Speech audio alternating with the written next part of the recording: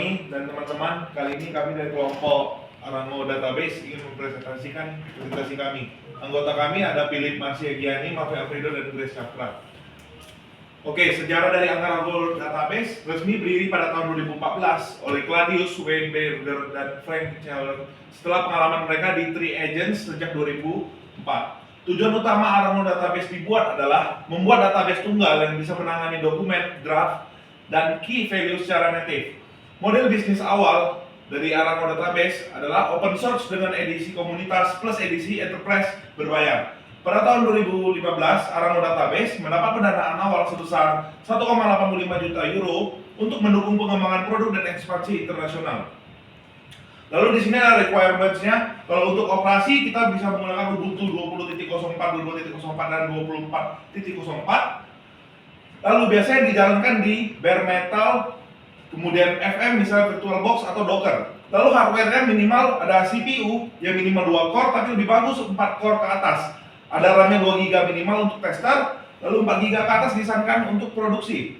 Lalu disknya ada 5 GB minimal free space, gunakan SSD untuk performa yang optimal. Lalu kita ke dependensi, ada curl, yaitu untuk download repository, apt transfer RTTS untuk akses repo HTTPS-nya, GNU-PG untuk import GPG case, library bawaan Ubuntu biasanya sudah cukup, jadi tidak banyak requirement tambahan. Lalu kita ke network, ada default Arango Database berjalan di port 8529, HTTP API dan Web UI.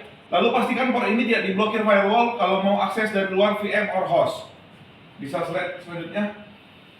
Berikutnya ada keunggulan. Keunggulannya tidak memerlukan banyak database berbeda untuk mengelola beberapa macam database, maka hemat biaya dan mudah dikelola. Kemudian query-nya yang fleksibel dan powerful karena bisa melakukan join dan transaksi kompleks. Kemudian mudah dipelajari bahkan untuk pemula berkat GUI dan antarmukanya sederhana. Kemudian lebih cepat untuk aplikasi karena web service-nya bisa langsung diintegrasikan. Kemudian mampu menangani data skala besar dengan performanya yang tetap stabil. Fiturnya itu mendukung multi model database, yaitu dapat menangani tipe database, dokumen, graph, key value dalam satu database. Kemudian memiliki bahasa SQL Arango Query Language yang mirip seperti SQL. Yang ketiga, menyediakan GUI yang namanya abstract dan shell interaktif namanya Arango. Yang keempat ada Code Framework untuk membuat web service langsung di database. Terakhir, mendukung sharding untuk skalabilitas data besar. Kemudian kita isi koleksinya pas kita pasang di sini. Kalau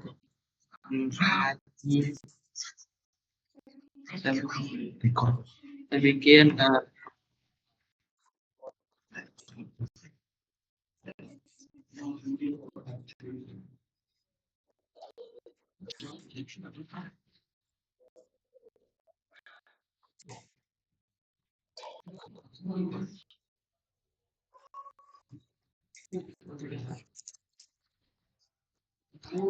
lalu bisa lihat datanya dengan siswa seperti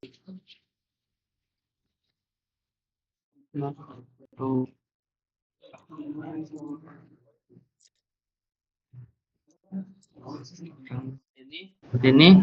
Lalu komen berikutnya itu akan melakukan sorting. Yang pertama itu pakai ascending. Ascending itu ngurutin dari yang terkecil hingga terbesar.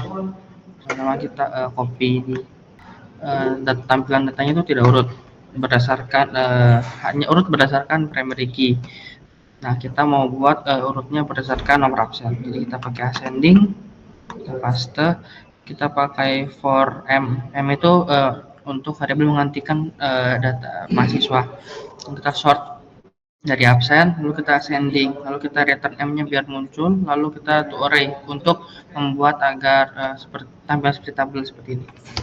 Nah, bisa dilihat urutannya sudah berdasarkan nomor absen dari 1 sampai yang terakhir 50. Kemudian kita akan melakukan descending. Beda dengan ascending itu descending diurutkan dari yang paling besar hingga paling kecil. Domainnya sama, kita pakai M untuk mengganti mahasiswa, lalu kita ambil data collection data mahasiswa, lalu kita ambil absennya, lalu kita descending. Nah, nanti hasilnya akan dari urut dari 50 sampai 1. Kemudian kita akan menggunakan comment limit. Comment limit kita ambil limit itu digunakan untuk menampilkan data yang kita pilih. Misalkan di sini kita menggunakan limit 2. Jadi kita data yang muncul itu hanya primary key 1 dan 2 karena yang diambil hanya 2 data. Lalu lalu nampaknya akan seperti ini, yang munculnya primary key yang memiliki primary key 1 dan primary key 2. Sekian, terima kasih live codingnya, terima kasih.